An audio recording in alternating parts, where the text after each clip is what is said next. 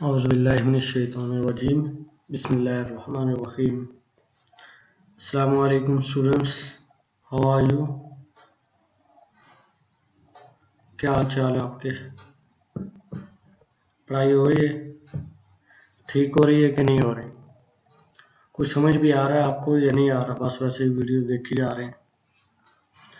आप ऑनलाइन ही पढ़ेंगे, ये वीडियो देखेंगे और आपके पेपर्स भी ऑनलाइन ही होंगे।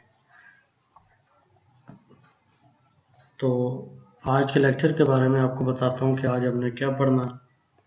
जैसे कि आपको टाइटल नज़र आ रहा है, आज के लेक्चर का टाइटल है पैकेजिंग एंड डिप्लॉयमेंट। पैकेज क्या होता है और डिप्लॉयमेंट क्या होता है? पैकेज का वर्ड्स हमने शायद इन लेक्चर्स के अंदर पहली दफ़ा सुना है, लेकिन डिप्लॉयमेंट का लफ्ज़ हमने पहले पढ़ चुके हैं। इसकी डिटेल भी आपको काफ़ी दफ़ा मैंने बताई है। बार बार ये लफ्ज़ आया है, डिप्लॉयमेंट डिप्लॉयमेंट डिप्लॉयमेंट। तो आज मैं दोबारा बताऊंगा आपको पैकेजिंग क्या होता है, डिप्लॉयमेंट क्या होता है, पैकेजिंग कैसे होती है, डिप्लॉयमेंट कैसे की जाती है और डिप्लॉयमेंट किधर होती है, पैकेजिंग किधर होती है। ये सारी चीज़ें जो है ना आज के लेक्चर के अंदर हम कवर करेंगे। तो सबसे पहले मैं आपको बताऊं कि आज के लेक्चर के अंदर हमने क्या क्या चीज़ें पढ़नी है। सबसे पहले हम पढ़ेंगे पैकेजिंग एंड डिप्लॉयमेंट के बारे में कि पैकेजिंग क्या होती है और डिप्लॉयमेंट क्या होती है। फिर हम पढ़ेंगे पैकेजिंग जो होती है, इसके कंपोनेंट्स किस तरह के होते हैं, कितने कंपोनेंट होते हैं, कंपोनेंट की टाइप्स क्या होती हैं। उसके बाद हम डिस्कस करेंगे रोल्स एंड टास्क्स। रोल्स क्या चीज़ होती है, टास्क क्या चीज़ होती है, इन दोनों चीज़ों के बारे में आपको बताएंगे। उसके बाद हम पढ़ेंगे पैकेजिंग J2EE एप्लीकेशन कंपोनेंट्स। जावा 2 एंटरप्राइज एडिशन एप्लीकेशन के कंपोनेंट्स जो होते हैं वो पैकेजिंग कंपोनेंट्स वो कौन कौन से होते हैं। देन इसके बाद हम डिस्कस करेंगे डिप्लॉयमेंट डिस्क्रिप्टर। डिप्लॉयमेंट डिस्क्रिप्टर क्या होता है, इस पे बारे में भी हम आज पढ़ेंगे। और फिर इसके बाद हम आखिरी चीज़ आज के लेक्चर के अंदर पढ़ेंगे, उसको कहते हैं deployment tool actions. Deployment tool actions क्या चीज़ है, इस बारे में मैं आपको डिटेल से बताऊंगा। उम्मीद है आपको समझ आ जाएगी। अगर आपको समझ नहीं आती तो आप पूछ सकते हैं। तो सबसे पहले हम बताते हैं आपको पैकेजिंग एंड डिप्लॉयमेंट ये होती क्या है। The process of assembling components into modules and modules into enterprise application is called packaging। ये जो पहला पॉइंट लिखा हुआ है ये पैकेजिंग की डेफिनेशन है। क्या डेफिनेशन है कि the process of assembling components into modules and modules into enterprise application is called packaging। यानी जो आपके जो कंपोनेंट्स हैं, छोटे छोटे कंपोनेंट्स हैं। फॉर एग्जांपल मैं आपको एग्जांपल देता हूँ। ये सामने आपके एक स्लाइड नजर आ रही है, इसके अंदर कितने पॉइंट्स हैं, 1 2 3 4। ये इसके 4 कंपोनेंट हैं, इस स्लाइड के 4 कंपोनेंट। और इन सारे कंपोनेंट को हमने किसके अंदर रखा हुआ है, पैकेज एंड डिप्लॉयमेंट के अंदर। ठीक है, ये हमारे पास हो गया इसका मॉड्यूल। ठीक है, ये सारी कंपोनेंट हैं। इन कंपोनेंट सारे कंपोनेंट्स को हमने एक मॉड्यूल के अंदर आ दिया, उस मॉड्यूल का नाम है पैकेजिंग एंड डिप्लॉयमेंट। ठीक है, और इंटरप्राइज एप्लीकेशन क्या होगी, जब हम इस मॉड्यूल को इस लेक्चर के अंदर पढ़ें। तो आज का हमारा जो लेक्चर है ये इंटरप्राइज एप्लीकेशन है। तो ये जस्ट मैंने एग्जांपल दिया, आपने इसको ऐसे समझना है। ठीक है, तो the process of assembling components into modules and modules into enterprise application is called packaging. Packaging की डेफिनेशन आपको समझ आ गई है कि मुख्तलिफ जो कंपोनेंट होते हैं उनको जब मिला के एक ग्रुप बनाया जाता है उसको कहते हैं मॉड्यूल। और जब बहुत सारे मॉड्यूल्स होते हैं उनको एक एप्लीकेशन के अंदर जब रखा जाता है तो उसको कहते हैं पैकेजिंग। तो अब आपको समझ आइए पैकेजिंग क्या होती है। नॉर्मल रूटीन के अंदर भी पैकेजिंग यही होती है। जब आपने देखा होगा, आप कोई बिस्किट वाला डब्बा लेते हैं बड़ा, उसके अंदर छोटे पैकेट पड़े होते हैं 10 वाले, तो क्या हो गया, वो छोटे पैकेज एक बड़े मॉड्यूल के अंदर आ जाते हैं।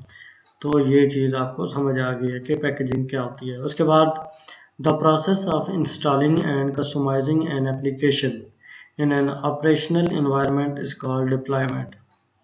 जो आपकी एप्लीकेशन है उसको इंस्टॉल करना, देन उसको कस्टमाइज करना अपनी एप्लीकेशन या एनवायरनमेंट के मुताबिक, जहाँ पे उसने चलना है ऑपरेशनल एनवायरनमेंट के मुताबिक उसको इंस्टॉल करना, उसके अंदर उसकी कॉन्फ़िगरेशन करना, इसको कहते हैं डिप्लॉयमेंट। जब आप कोई भी एप्लीकेशन या वेबसाइट बनाते हैं तो उसको चलाने के लिए जब आप उसको इंस्टॉल करते हैं या आप उसको रन करते हैं तो वो जहाँ पे चल रही होती है या जहाँ पे इंस्टॉल होती है, इस प्रोसेस को कहते हैं deployment.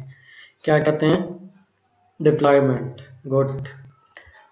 J2 Enterprise Edition use jar file as a standard package for modules and application। Java 2 Enterprise Edition के अंदर जार फाइल जो है वो as a standard package use की जाती हैं। इसका मतलब ये है कि जार फाइल्स के, ये जार हमारे पास एक पैकेज होता है, ठीक है जी, उनको एक स्टैंडर्ड पैकेज बनाया जाता है, उनको मॉड्यूल्स के अंदर रखा जाता है और एप्लीकेशंस के लिए, यानी यहाँ पे आपने जो भी आपके पैकेज होंगे, मॉड्यूल्स होंगे, वो जार फाइल्स के अंदर पड़े होंगे।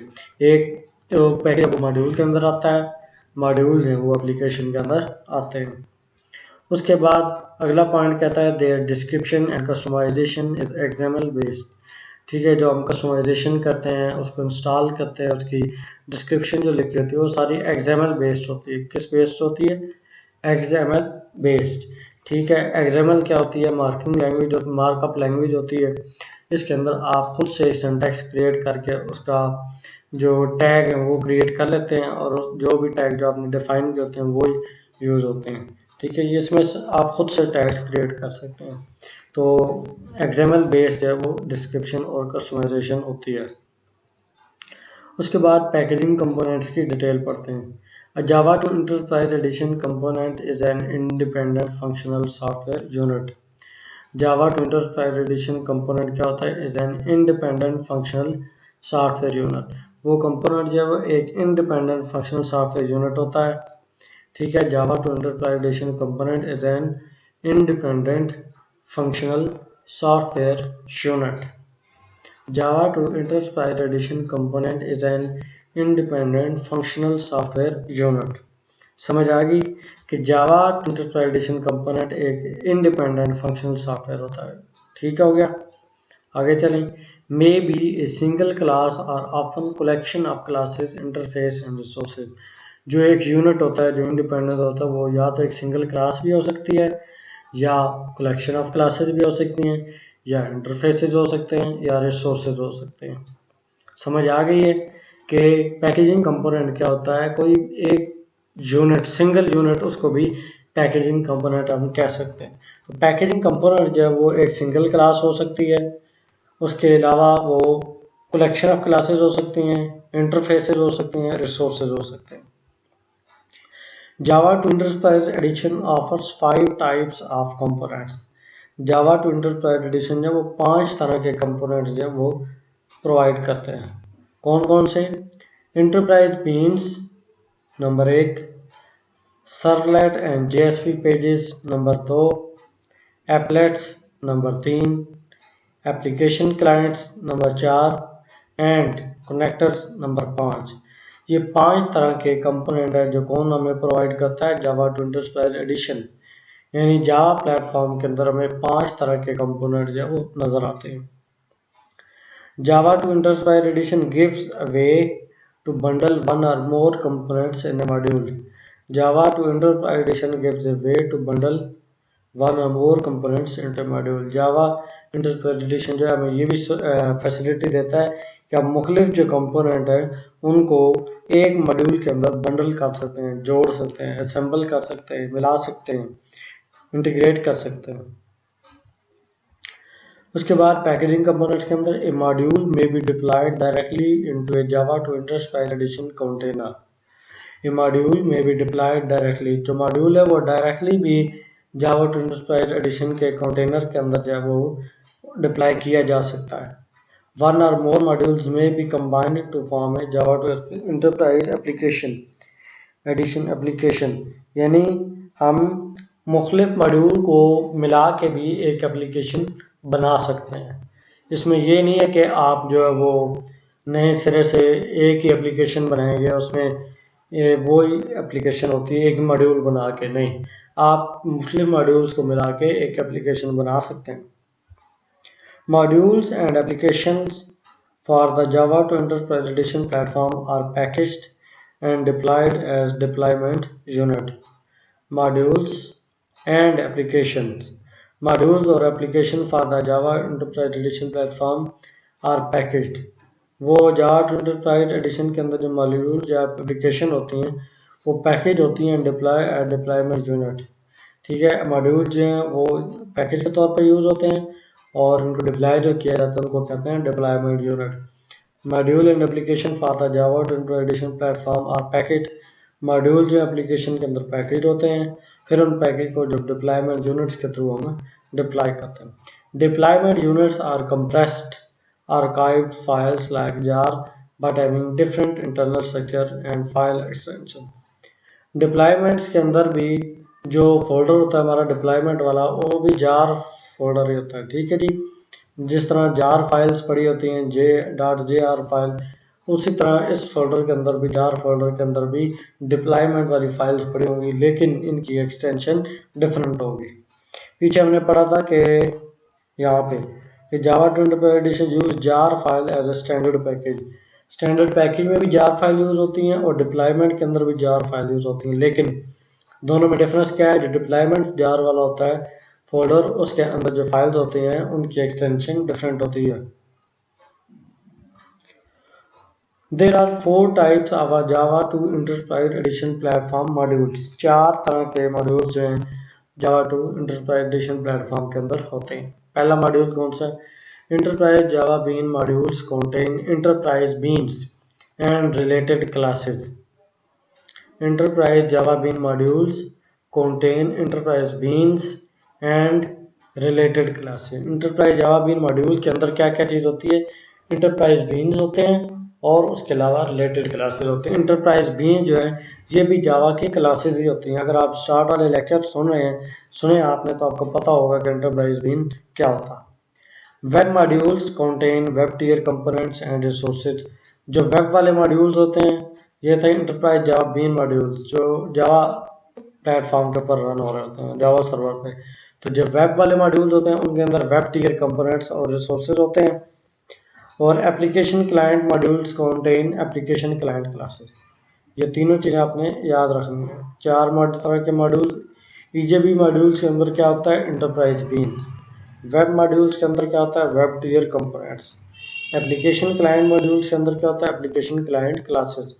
Resource adapter modules contain Java connectors, resource adapter and support libraries and resources।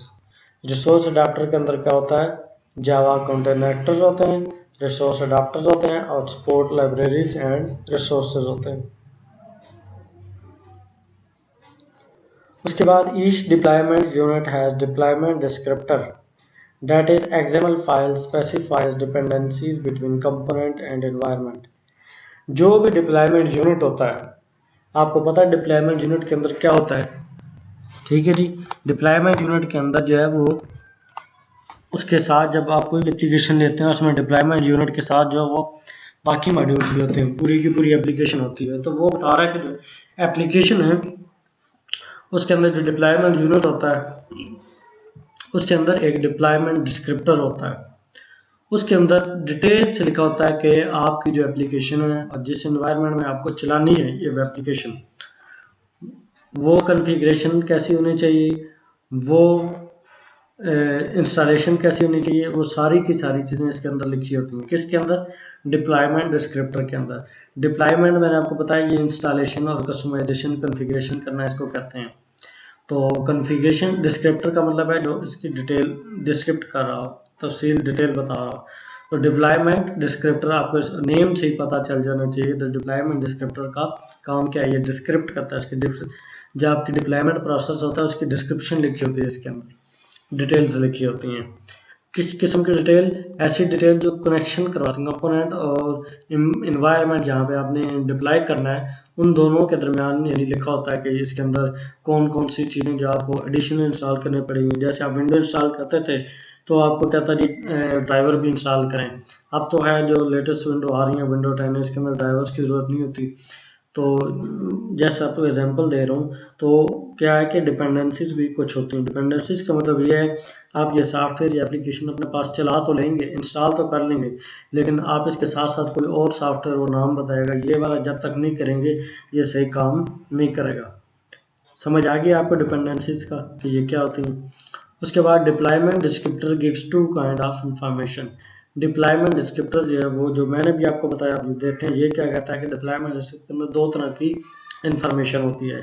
एक होती है स्ट्रक्चरल इंफॉर्मेशन, यानी इसके अंदर फाइल्स फोल्डर्स का स्ट्रक्चर क्या है, नहीं पहले फोल्डर जो बना हुआ है ये क्या है, उसके बाद दूसरा फोल्डर बना है वो क्या है, और फोल्डर जो पहले है उसके अंदर किस किस्म की फाइलें पड़ी हैं, वो यूजर साइड वाली हैं या एडमिन साइड वाली हैं, या जो है वो प्रोग्रामिंग उनकी किस तरह की हुई है, ये स्ट्रक्चर डिफाइन करता है। मॉडल है, व्यू है या कंट्रोलर है, क्या स्ट्रक्चर है वो फोल्डर्स देख के पता चल जाता है। उसके बाद असेंबली इंफॉर्मेशन का मतलब है कि इसको इंटीग्रेट कैसे किया जा सकता है।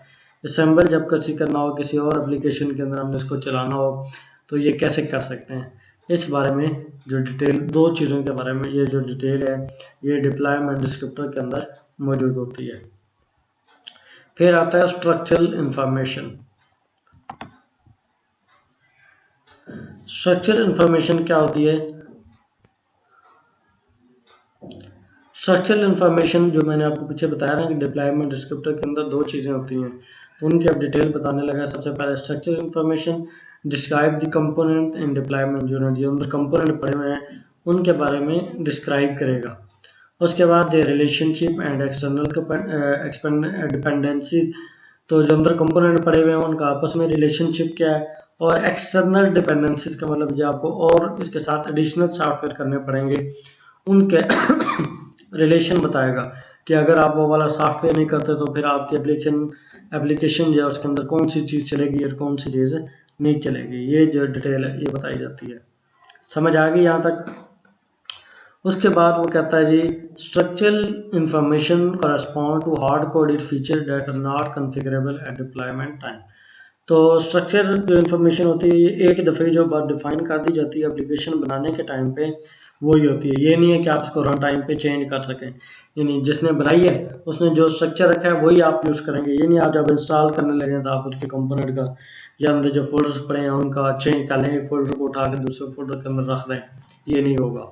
ठीक है, ऐसे होगा तो फिर आपको एप्लीकेशन या तो इंस्टॉल नहीं होगी या हो जाएगी तो उसमें एरर आ जाएंगे, या हो सकता है उसका कोई कंपोनेंट सही ना चले। तो वो सारी की सारी जो इन्फॉर्मेशन है हार्ड कोडेड होती है। हार्ड कोडेड फीचर का मतलब ये है कि वो चेंज नहीं होती, उसने जो लिख दिया है वही होती है। ठीक है, आप उसको चेंज नहीं कर सकते। Assembly information, how the contents of a deployment unit are composed with other deployment units to produce a new component, कि किस तरह contents of a deployment unit are compose, किस तरह जो डिप्लॉयमेंट यूनिट के अंदर जो कंटेंट है फोल्डर है उनको बनाया गया, कंपोज किया गया to with other deployment unit, दूसरे डिप्लॉयमेंट यूनिट यूज करके, ताकि एक नया कंपोनेंट बनाया गया। तो उनको किस तरह मिलाया गया है इस चीज़ की डिटेल असेंबली इंफॉर्मेशन के अंदर होती है। It includes enterprise means, relationship names, security roles, method, permissions, etc। ये सारी की सारी चीज़ें जो है असेंबली इंफॉर्मेशन के अंदर मौजूद होती हैं। ये सारी की सारी चीज़ें क्या बयान करती हैं? ये सारी की सारी चीज़ें ये बताती हैं कि जो आपका डिप्लॉयमेंट यूनिट है उसके अंदर जो कंपोनेंट है उसका आपस में क्या रिलेशन है, उसके अंदर डिपेंडेंसीज हैं उनका आपस में क्या रिलेशन है, वो उनके सिक्योरिटी फीचर्स क्या हैं, ठीक है, उनके रिलेशनशिप नेम्स क्या हैं, ये सारी की सारी चीज़ें असेंबली इंफॉर्मेशन के अंदर मौजूद होती हैं। उसके बाद आते हैं रोल्स एंड टास्क। मेरे ख्याल में हमें रोल्स के ऊपर टॉपिक जो है वो पीछे हमने एक वीडियो पूरी जो है उसके ऊपर पढ़ी करी है, आप वो वीडियो देखें तो उसको समझ जाएंगे कि रोल्स क्या होता है। यहाँ पे आपको मैं एग्जांपल दे देता हूँ एक छोटी सी, उम्मीद है उसको आपसे समझ आ जाएगी। रोल्स एक्चुअली होता ये है कि फॉर एग्जांपल आपने देखा होगा फेसबुक पे ना मुख्तलिफ ग्रुप्स होते हैं, उन ग्रुप्स में एक होता है एडमिन, ग्रुप का एडमिन होता है। व्हाट्सएप पे होते हैं लेकिन मेरे ख्याल में उसमें एक ही फीचर होता है।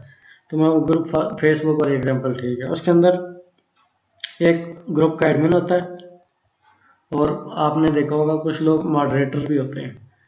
तो एडमिन वो होता है जो मॉडरेटर को भी उड़ा सकता है, ठीक है, लेकिन मॉडरेटर जो है वो एडमिन को नहीं उड़ा सकता। तो एडमिन के पास ज़्यादा रिस्ट्रिक्शन पावर होती है कि वो दूसरों के ऊपर रिस्ट्रिक्शन लगा सकता है। उसके अलावा जो मॉडरेटर है उसके पास थोड़ी रिस्ट्रिक्शन होती है। तो ये जो मॉडरेटर का अपना रोल होता है, यानी उसका अपना एक काम होता है, एडमिन का एक अपना काम होता है, फंक्शनैलिटी होती है, तो इसको कहते हैं रोल्स। तो यहाँ पे भी जब एप्लीकेशन डिप्लॉय करनी होती है तो ये भी रोल्स होते हैं। तो इसके अंदर एग्जांपल कैसे होगी, यानी आप एक सॉफ्टवेयर या एप्लीकेशन या वेबसाइट बना रहे हैं, आपने वेबसाइट देखी, बाज़ वेबसाइट पे आप देखते हैं देखें बड़ी खूबसूरत वेबसाइट बनी हुई है, तो जो आपको उसकी खूबसूरती नज़र आ रही होती है ना, वो फ्रंट एंड डेवलपर बनाते हैं। ये फ्रंट एंड, जो फ्रंट सामने वाला जो एंड है जो आपको नज़र आ रहा है उसको जो करता है उसको फ्रंट एंड डेवलपर कहते हैं। जो बैक एंड पे जिसमें उसकी PHP जावा या JSP लिखी हुई है उसको बैक एंड डेवलपर कहते हैं। ठीक हो गया। तो हर किसी के अपने रोल होते हैं। तो ये आपको समझ आ गई रोल्स क्या होते हैं। तो 3 deployment roles play a part in the Java enterprise packaging and deployment process. जब आप पैकेजिंग करते हैं या डिप्लॉयमेंट करते हैं तो उसके अंदर 3 तरह के रोल्स हैं वो डिफाइन होते हैं। पहले रोल को कहते हैं एप्लीकेशन कंपोनेंट प्रोवाइडर्स। क्या कहते हैं? Application components provider. क्या कहते हैं उसको? Application component providers. उसके बाद दूसरी को कहते हैं एप्लीकेशन असेंबलर्स। ठीक है, एप्लीकेशन असेंबलर्स कहते हैं उसको, एप्लीकेशन असेंबलर्स। और तीसरा डिप्लायर कौन सा, तीसरा रोल कौन सा होता है? डिप्लायर्स का। ये कितने रोल हो गए? 3 रोल। एक जो है जो कंपोनेंट प्रोवाइड करने वाले होते हैं उनका रोल होता है, एक जो असेंबल करते हैं यानी उनको कंपोनेंट्स को जोड़ते हैं, इकट्ठा करते हैं, उनको असेंबलर कहते हैं, और फिर जो इनको इंस्टॉल करते हैं उसको कहते हैं डिप्लायर्स। तो ये 3 रोल्स हैं। अब आपको इनमें डिफरेंस पता चल गया। Application provide component providers, what is the difference between application assemblers and deployers. तो ये बड़ा इंपॉर्टेंट क्वेश्चन है। Application component provider task develop, जो पहला पॉइंट है उसकी डिटेल है कि develop enterprise means HTML and JSP pages, servlets, applets, application clients and associated helper classes and their deployment descriptors. Application component provider के अंदर जो है वो इंटरप्राइज बीन्स होती हैं, HTML होती हैं, जावा सर्वर पेजेस होते हैं, सर्वलेट्स होते हैं, एप्लेट्स होते हैं, और मुख्तलिफ एप्लीकेशन क्लाइंट्स होती हैं, और उसके अलावा कुछ हेल्पर क्लासेस मौजूद होती हैं, और उसके साथ साथ और जो हेल्पर क्लासेस होती हैं उनके डिप्लॉयमेंट डिस्क्रिप्टर्स होते हैं। ये जो भी बंदा कंपोनेंट प्रोवाइड करता है वो ये सारी की सारी चीज़ें साथ देता है। ठीक है, अगर मैं हम लोग एक एप्लीकेशन पे काम करें, एक एप्लीकेशन के 2 कंपोनेंट है, एक कंपोनेंट मैंने बनाया और एक कंपोनेंट आपने बनाया है। अब क्या होगा जब हम उसको एप्लीकेशन को किसी को देनी है, ठीक है, तो हम मैं अपना जो कंपोनेंट है उसके अंदर सारी डिटेल लिखूंगा कि इसके अंदर इंटरप्राइज बीन कौन कौन सी है, इसके अंदर HTML कौन सी है, JSP पेजेस कौन से हैं, सर्वलेट कौन सी हैं, एप्लीकेशन क्लाइंट कौन से हैं, एसोसिएटेड हेल्पर क्लासेस कौन सी हैं, और इनके अंदर डिप्लॉयमेंट डिस्क्रिप्टर कौन सा है। इसी तरह जो आपने कंपोनेंट बनाया आप भी सारे कंपोनेंट की ये सारी चीज़ें बता देंगे। तो ये सारी चीज़ें बताने का मकसद ये होता है, जो कंपोनेंट प्रोवाइडर वो इसलिए देते हैं ताकि जो असेंबलर होते हैं जिन्होंने इसको जोड़ना होता है, असेंबल करना होता है, उनको समझ आ जाए कि ये कैसे बनी और हम इनको किस टेक्निक से असेंबल कर सकते हैं। Application assembler task. Application assembler combine existing component into application. जो एग्जिस्टिंग कंपोनेंट, जो मैंने आपको बताया ना, मैंने और आपने एक एप्लीकेशन जो कंपोनेंट बना लिए थे उनको दे दिए थे, अब वो असेंबलर्स का काम होता है कि उनको असेंबल करते हैं, कंबाइन करते हैं एक कंपोनेंट्स के अंदर। ठीक हो गया, एक एप्लीकेशन के अंदर कंबाइन करते हैं। Provide application assembly information for the application as whole, और साथ एक वो डिटेल देते हैं कि हमने पूरी की पूरे जो कंपोनेंट्स हैं उनको कैसे असेंबल किया। ये सारी चीज़ें जो इसके अंदर होती हैं। देन उसके बाद वो कहता है also define the error pages that application uses, its security constraints and roles and so on। तो उसके साथ साथ वो एरर पेजेस भी बताता है कि ये वाले जो पेजेस हैं इन पे जाके एरर आ सकता है और ये वाले इश्यूज आ सकते हैं, तो सिक्योरिटी के लिहाज से इन पे ख़ास नज़र रखी जाए। ठीक है, ताकि कोई भी बंदा जो एप्लीकेशन तक या हैकर जो है वो एप्लीकेशन तक एक्सेस ना कर सके। यहाँ तक समझ आ गई आपको? नहीं आई? कोई बात नहीं, आप दोबारा लेक्चर सुनेंगे तो आ जाएगी समझ। आगे चलें। ठीक है जी। Deployer task. डिप्लॉयर टास्क, अब तीसरा रोल हम पढ़ रहे हैं, 2 रोल हमें पढ़ लिए हैं। पहला रोल था एप्लीकेशन कंपोनेंट प्रोवाइडेड टास्क का, ये वाला। अब हम पढ़ एप्लीकेशन असेंबलर भी पढ़ लिए। अब हम पढ़ेंगे डिप्लायर्स, इनका क्या काम होता है। डिप्लायर का टास्क क्या होता है जी। Deploy Java 25 edition component and application into one operational environment. Deploy करते हैं जावा, जो डिप्लायर्स होते हैं वो जो कंपोनेंट्स होते हैं, एप्लीकेशन होते हैं, उसको ऑपरेशनल एनवायरनमेंट के अंदर, यानी मेरे से जिसने एप्लीकेशन बनाई है तो वो अपने कहेगा कि मेरे सिस्टम पे चला के दो, तो हमने जो उसके सिस्टम पे जाके चलाना है, इंस्टॉल करना है, उसकी कॉन्फ़िगरेशन करके देनी है, इसको कहते हैं डिप्लॉइंग, यानी डिप्लॉय करना। Deployment typically involve two high level task. जो डिप्लॉयमेंट होती है इसके अंदर दो तरह के काम होते हैं नॉर्मली, या इंस्टॉलेशन और कॉन्फ़िगरेशन। इंस्टॉलेशन और कॉन्फ़िगरेशन में क्या होता है जी।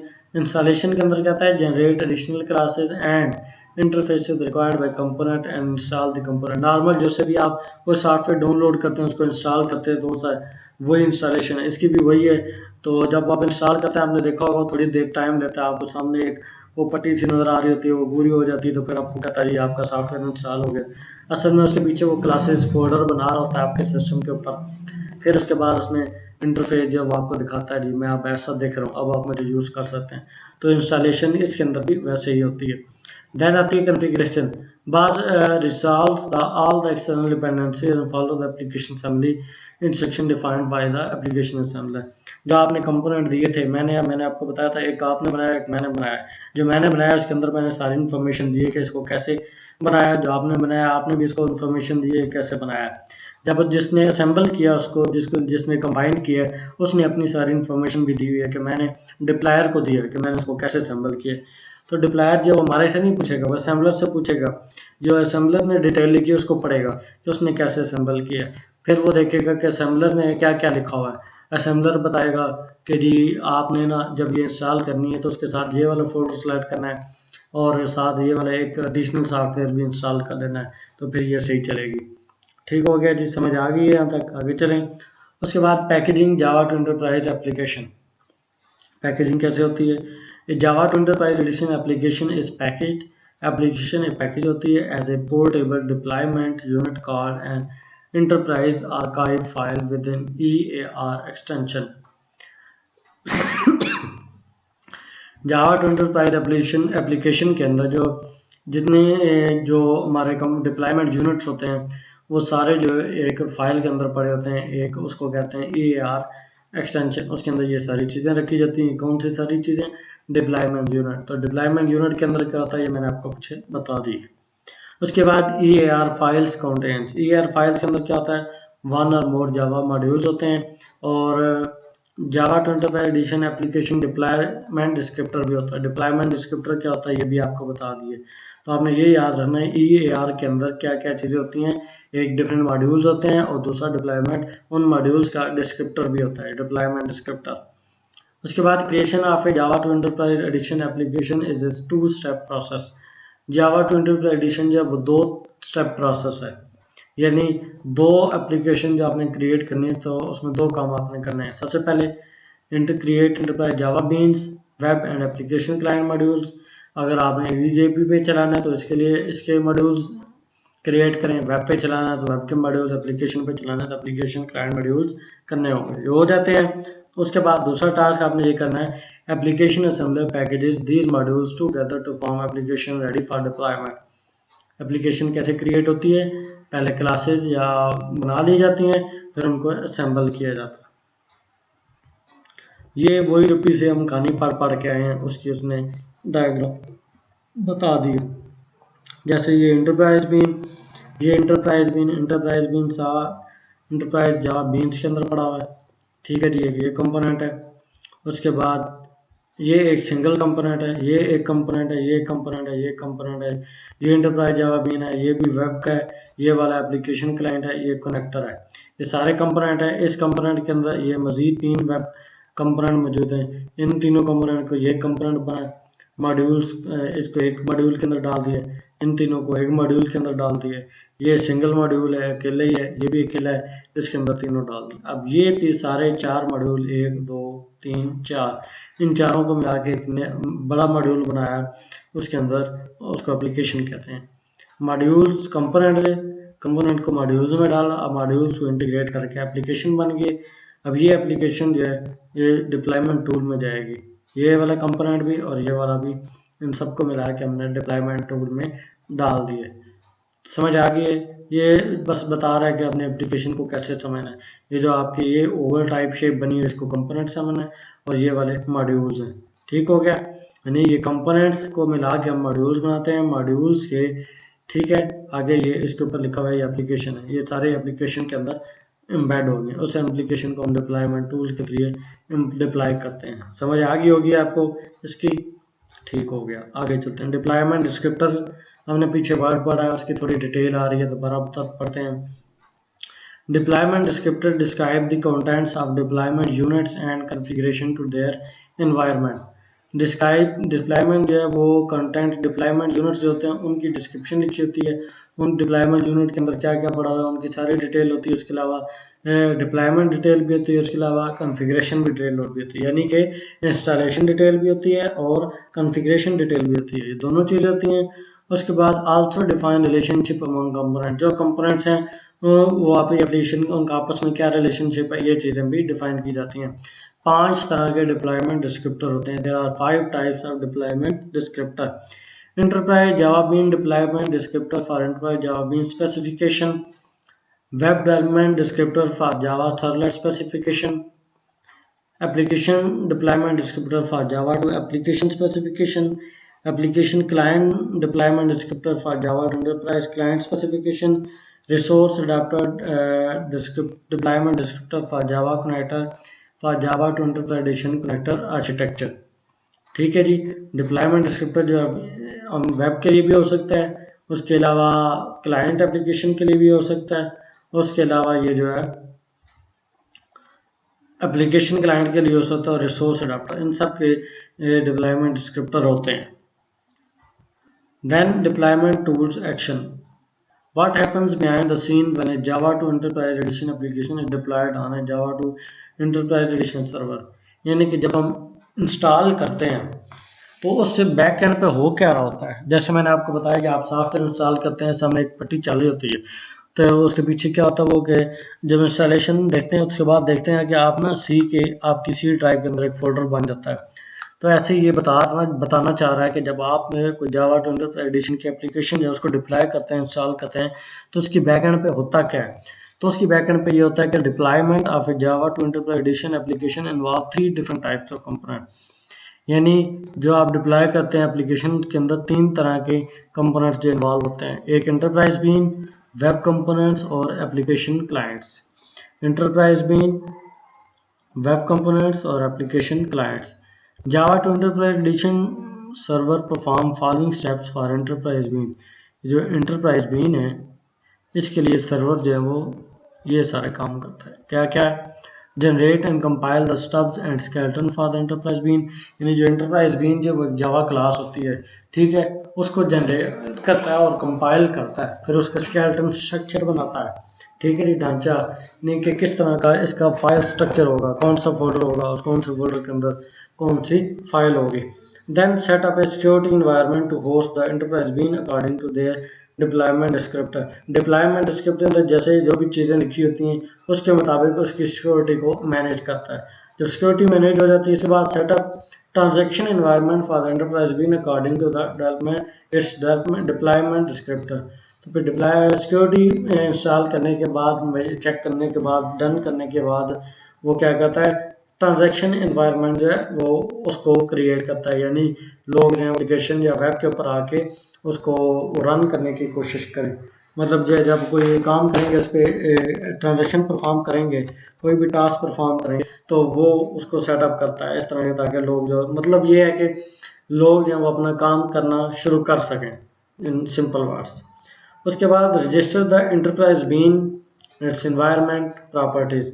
एंटरप्राइज बीन जो है उसको रजिस्टर करता है, मतलब ये उसके कोई फोल्डर्स बनाएगा या कुछ करेगा। देन एनवायरनमेंट जो प्रॉपर्टीज हैं वो यानी कि किस एनवायरनमेंट के ऊपर हो रहा है, विंडोज़ के ऊपर हो रहा है या कोई और प्लेटफॉर्म है, आर्ट्स ऑपरेटिंग सिस्टम है, किसके ऊपर हो रहा है, वो सारी चीज़ें जो वो चेक करता है। Then create database table for enterprise bean, यानी आपने ज़ाहिर बात एप्लीकेशन जो है उसके ऊपर ट्रांजैक्शन करनी है, तो आपकी ट्रांजैक्शन जो है वो किसी जगह पे तो सेव होनी चाहिए। तो उनको सेव करने के लिए डेटाबेस जो है क्रिएट होता है और डेटाबेस के अंदर टेबल्स क्रिएट किए जाते हैं और उन टेबल्स के अंदर आपके जितना रिकॉर्ड है वो सेव होता रहता है, जो भी ट्रांजैक्शन एप्लीकेशन या वेबसाइट पे आके यूज़र करते हैं। Then Java 24 Edition server perform the following step for web component। ये जो कंपोनेंट हमने ये सारे थे ये इंटरप्राइज बीन्स के लिए थे, यहाँ पे आपने पढ़ा ना, इंटरप्राइज बीन के लिए और वेब कंपोनेंट्स के लिए। के डिप्लॉयमेंट के अंदर तीन तरह के कंपोनेंट्स होते हैं। इंटरप्राइज बीन जो है जावा सर्वर उस पर इंस्टॉल करने तो बिहाइंड पे क्या होता है, ये सारी चीज़ें होती हैं। अगर हमने वेब के लिए इंस्टॉल करना तो उसके लिए बिहाइंड पे सारी चीज़ें ये होती हैं। क्या होती है, सबसे पहले transfer the contents of the web component underneath the context root of the server. जो सर्वर के ऊपर रूट फोल्डर है, सबसे मेन फोल्डर है, उसके अंदर जो है वो आपका जो पूरे का पूरा कंपोनेंट है यानी पूरी की पूरी एप्लीकेशन उसको वहाँ पे रख दिया जाता है। Then initialize the security environment of the application. Security जो है वो आपकी वेबसाइट पे या वेब के कंपोनेंट के ऊपर लगाई जाती है। वो फॉर्म बेस्ड लॉगिन भी हो सकते हैं या सिक्योरिटी रोल्स भी हो सकते हैं। फॉर्म बेस्ड लॉगिन का मतलब यह है कि आप लॉगिन हो जाएंगे, ठीक है, तो लॉगिन होते टाइम वो आपसे आप कहेगा जी अपना नाम बताएं, आईडी बताएं, पासवर्ड बताएं, इस तरह कुछ भी मांग सकता है जो भी कंपनी की रिक्वायरमेंट होती है। Then security roles, security roles पे यानी कि आप लॉगिन हो जाते हैं तो आप कौन तो होने के बाद आपको कौन कौन सा डाटा शो करवाएगा, ये चीज़ें होती हैं। Then setup environment for the web application. Web application के लिए कौन सा एनवायरनमेंट है, pre compile JSP pages as specified in the deployment descriptor. पहले से ही सारी चीज़ें कंपाइल होती हैं, उनको जस्ट या वो जेएसपी पेजेस को pre compile are specified in by the deployment descriptor. Deployment descriptor के अंदर जो चीज़ें पड़ी होती हैं उनके बारे में वो सारी चीज़ें क्लियर करता है। तो उम्मीद है आपको लेक्चर जो है वो समझ आ गया होगा। अगर आपको किसी किस्म की कोई परेशानी है, किसी किस्म का कोई मसला है, तो आप कमेंट सेक्शन के अंदर अपना मसला, अपनी परेशानी बयान करेंगे, हम उस परेशानी का सलूशन हल भी आपको बता देंगे। तो मेरा आपको मशवरा ये है कि आप लेक्चर नंबर 1 से स्टार्ट करें और उसको तरतीब वाइज पूरा लेक्चर सुनेंगे तो ही आपको अगला लेक्चर समझ आएगा, क्योंकि हमने इसकी जो है लेक्चर्स के पूरे वीडियोज़ हैं उनको इस तरह डेवलप किया है कि आप इनिशियल पॉइंट्स लेके एंड पॉइंट तक जो सुनते रहेंगे फिर तो आप समझ आएगी। यानी आप लास्ट से पीछे जाने की कोशिश करेंगे या दरमियान में से आगे आने की कोशिश करेंगे तो ये आपको समझ नहीं आएगी। तो बेहतर ये आप पहले लेक्चर से स्टार्ट करें, समझ नहीं आती तो पूछते रहें, हम अवेलेबल हैं आपके लिए, तो कोई भी मसला हो आप पूछ सकते हैं। और आखिर में वही आपसे रिक्वेस्ट है कि चैनल जो है वो उसको सब्सक्राइब ज़रूर करें। तो वीडियो अच्छी लगती है तो उसको कम से कम लाइक तो कर दिया करें, मुझे पता चल रहा है कि आपने सुन लिया है, देख लिया है, समझ लिया है। कमेंट्स में बता दिया करें कि शुक्रिया। तो ये आपकी जो कमेंट्स हैं, लाइक्स हैं, सब्सक्रिप्शन है, ये हमारी मोटिवेशन है। यही आप करते रहेंगे, आपके लिए नई वीडियोस जो हैं वो हर नए टॉपिक के ऊपर जो आपको मिलती रहेंगी। शुक्रिया, अल्लाह हाफिज़।